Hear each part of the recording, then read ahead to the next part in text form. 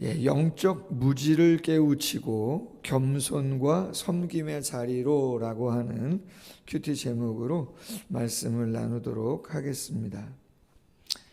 세상이 참 많이 강팍하고 완악해져 간다라고 하는 것들을 보게 되어집니다. 아니나 다를까 총선이 이제 얼마 남지 않았는데 올해 그런 일들이 다 있는 거 아니에요? 야당 대표가 좀 쉽지 않지만 피습을 당해서 목에 칼을 맞고, 또 어제는 여당의 최고위원을 지냈던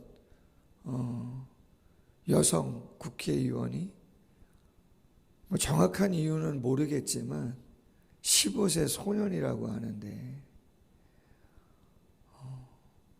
정신 이상이 있었는지 정확하진 않지만 그런 이야기가 있는 것 같은데 머리를 가격당해서, 그것도 한두 번도 아니고 17번씩이나, 그래서 1cm 정도의 열상이 있고 봉합수술을 하고 안정을 취하고 있는 그러한 모습이에요. 글쎄 모르겠어요. 가끔 그런 생각을 해봅니다. 끔찍한 일들이 우리 사회에 많이 일어나잖아요. 살인이라든가 간음이라든가 성폭행, 여러 가지 그런 끊임없는 사건 사고가 있을 때 성도님들도 가끔 그런 생각을 하시는지는 모르겠지만 좀 글쎄 표현이 어떨지 모르겠는데 참 사람들의 정신 상태가 정상이 아니지 않나. 근데 그것이 극소수의 사람이지만 이 분노가 좀 과거와는 좀 다른 것 같다. 보복운전 같은 거 여러분들 가끔 들으시지 않습니까? 욕설, 그렇죠? 그런 것들이 과거보다 훨씬 더, 가정은 말할 것도 없고요. 모든 상처의 근원이 가정이잖아요. 그거는 잘 사는 가정이나 못 사는 가정이나 배운 가정, 못 배운 가정 상관없습니다. 외래 배우거나 좀 여유가 있다고 하는 가정 가운데 더 심한 경우들도 많습니다. 그거는 배웠다 못 배웠다를 떠나는 것이고 여유가 있다 없다가 떠나는 것입니다. 학교 폭력, 직장의 갑질, 도가 넘은 것 같은, 여러분 데이트 폭력, 여러분 데이트를 할 정도면 친밀한 관계입니다. 근데 그것이 폭력이 되고 살인까지 가는 일들이 이 사회에 너무 많이 벌어지고 있다라고 하는 거죠. 오늘 본문 무슨 이야기인지 우리가 너무나 잘 알고 있는 내용입니다. 예수님이 순환에 대해서, 고난에 대해서 두 번째 말씀을 하고 계시는 내용입니다. 그럼에도 불구하고 제자들은 그 내용이 무슨 말씀인지를 모르고 계신다는 거예요. 왜 십자가를 지어야 하는지, 왜 그 길을 가야 되는지를 전혀 감도 잡지 못하고 있다는 거예요. 왜 겸손해야 되는지, 왜 섬겨야 되는지, 왜 인내를 해야 되는지, 왜 죄성을 자기 부인을 하고 자기 십자가, 사명을 지고 우리가 이 길을 걸어가야 되는지를 전혀 감도 잡지 못하고 있다는 이야기입니다. 그건 다른 사람, 그건 목사 같은 사람, 그거는 다른 분의 이야기고 나는 그냥 내 기도하다 가겠다. 나는 그냥 내가 원하는 신앙생활 하겠다. 제가 수요 영성 예배 때 말씀을 드렸지만 기독신문 또 통합체계 신문 나와 있는 이번 주 기사인데 한국 교회 다니는 성도들 가운데 40%는 왜 교회 다니는지 그 이유를 모르고 다닌다는 거예요. 통계가 그렇습니다. 10명 중에 4분 정도가 되어지는 성도들은 교회를 왜 다니는지 본질적으로 모르고 그냥 절에 다니는 것처럼 이방 신을 섬기는 것처럼 그냥 내가 원하고 내 마음이 편해서 그냥 부모님 따라 어렸을 때부터 다녔기 때문에 그냥 다니는 것처럼 생각하며 다니는 사람이 10명 중에 4명 깜짝 놀랐습니다.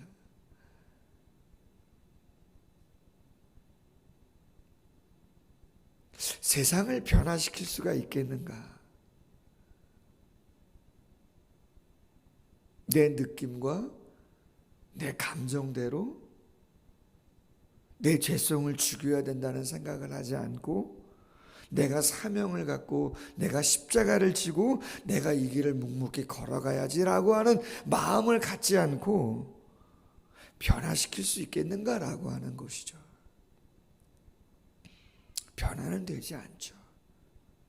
어떻게 변화가 되겠습니까? 변화는 되지 않죠. 오늘 예수님께서 순환에 대한 두 번째 말씀을 하셨는데 인자가 사람들의 손에 넘겨져 죽임을 당하리라. 여러분 여기서 이 사람은 누굽니까?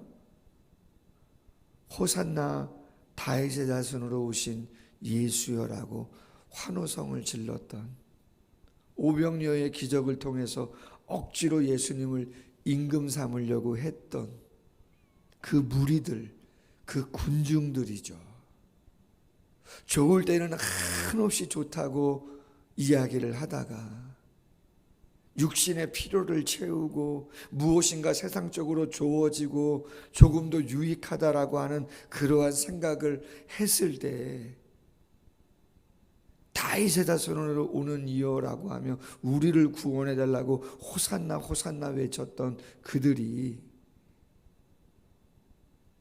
힘없이 끌려가는 예수님, 채찍 맞으시는 예수님, 그분 앞에 십자가에 죽으라고 이야기했던 그들인 것이죠. 묻기도 두려워하더라. 묻기도 두려워하더라.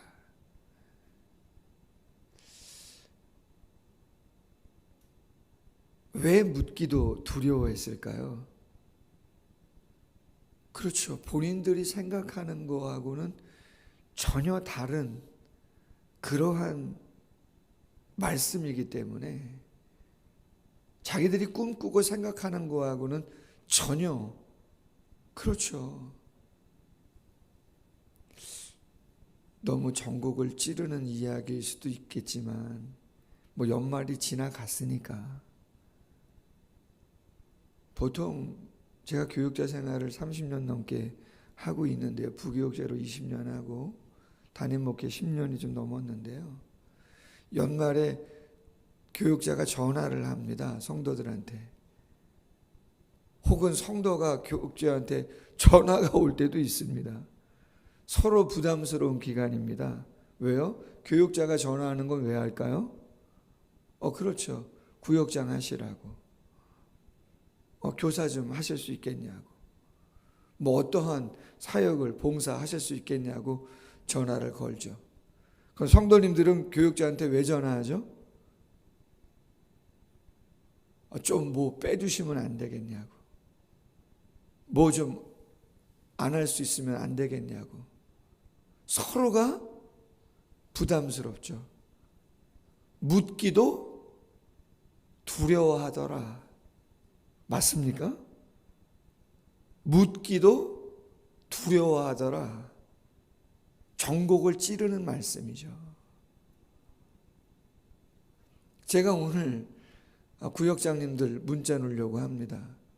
또 단체 카톡방에도 문자 넣을 겁니다. 2월 달에 대신방 다음 주부터 한다고 지난 주일 광고했는데 그냥 있어서는 안 되겠다. 사전에 구역장님들 통해서 구역 대신방 일정 잡도록 해야 되겠구나.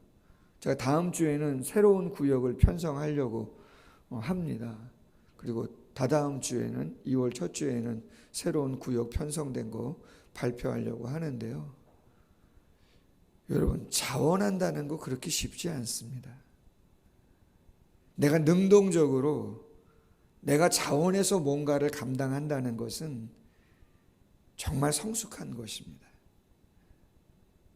정말 어려운 일들입니다. 참 예수님 대단합니다. 모르시는 건 아닌데 이렇게 이야기합니다. 33절에 야, 너희가 길에서 토론한 내용이 뭐냐?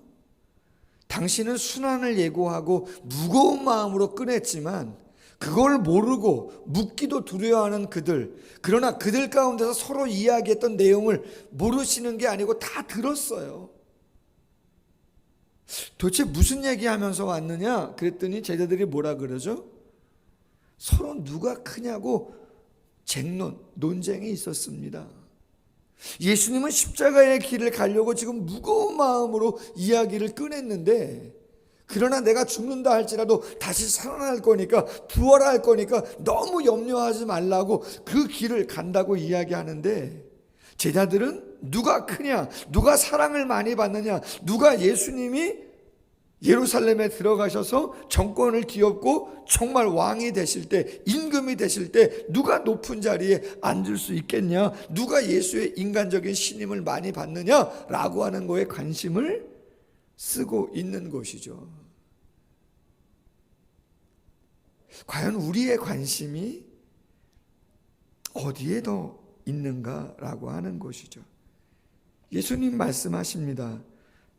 누구든지 첫째가 되고자 하느냐? 무사람의 끝이 되고 무사람을 섬기는 자가 되어야 한다.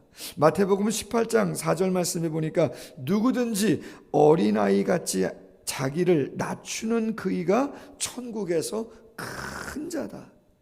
그리고 예수님이 어린아이를 데려다가 세우시고 이야기한 거죠.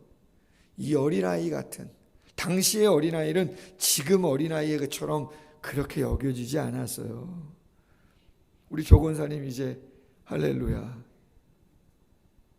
둘째 따님의 손녀딸 어제 보셨는데, 보통 할아버지 할머니들은 카톡 대문창에 거의 다 그죠? 손주들 뭐 100일 사진, 돌 사진, 자라는 사진 거의 도배돼 있습니다.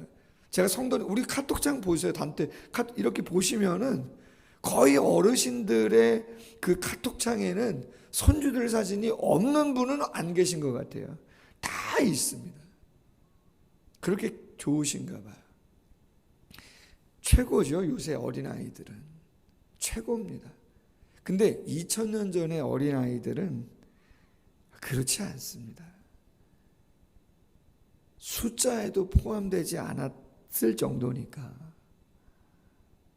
그 당시에 여인들은 그냥 노동력이었기 때문에, 죄송합니다, 그냥 밥을 태워도, 실제로 밥을 태워도 쫓겨납니다.